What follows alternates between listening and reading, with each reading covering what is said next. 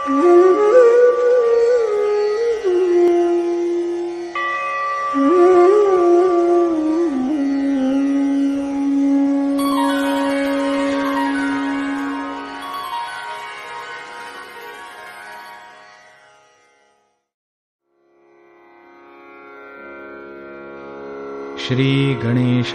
नमः।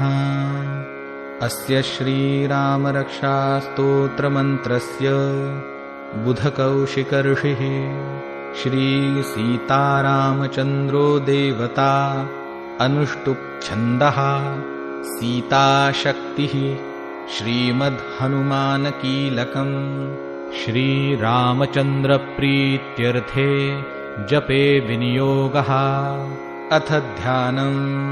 ध्यायेदाजानुबाहुं धृतशरधनुषं बद्धपद्मासनस्थं पीतं वासोवसानं नवकमलदलस्पर्धिनेत्रं प्रसन्नं वामाङ्कारूढसीतामुखकमलमिलल्लोचनं नीरदाभम् नानालङ्कारदीप्तं दधतमुरुजटां मण्डनं रामचन्द्रम् इति ध्यानम्।